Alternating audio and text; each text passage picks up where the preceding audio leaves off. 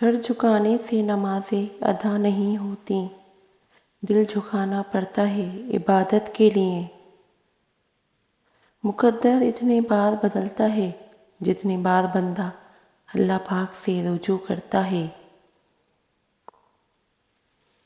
اگر نماز فجر کے لیے بیدار ہونا تمہاری پہلی پلاننگ نہیں تو باقی دن کی پلاننگ کا کوئی معنی نہیں، کیونکہ تمہارے دن کی شروعات ہی ناکامی سے ہوئی۔ کبھی کبھی اللہ ہمارے ارادے اور یقین کو توڑ کر ہم کو سمجھاتا ہے کہ ہوگا وہی جو میں چاہتا ہوں۔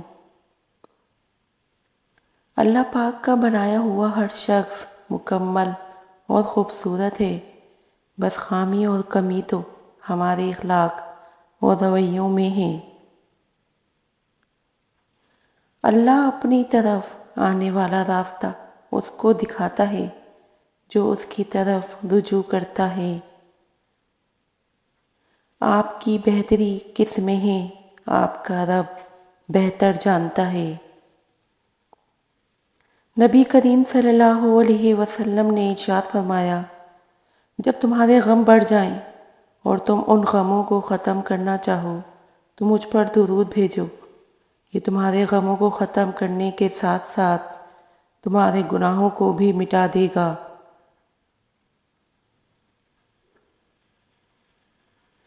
تمہاری تکلیف ایک بوند کی طرح ہے اور رب کی تم سے محبت ٹھاٹھے مارتے ہوئے سمندر کی مانند۔ تمہارے مسئلے بہت چھوٹے ہیں، رب کا جلال اور اس کی عنایت نہ ختم ہونے والی۔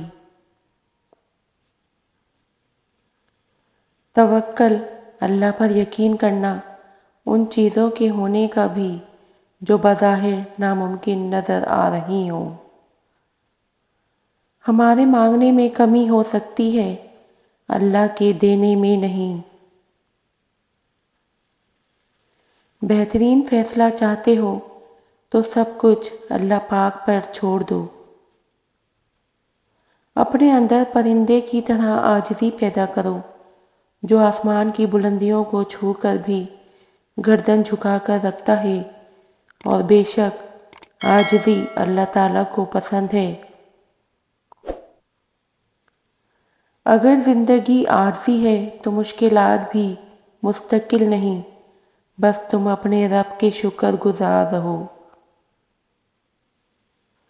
اگر اللہ نے وہ لے لیا جسے کھونے کا تم تصور نہیں کر سکتے تو یقیناً وہ کچھ ایسا تمہیں ضرور دے گا جسے پانے کا تم نے سوچا بھی نہ ہوگا۔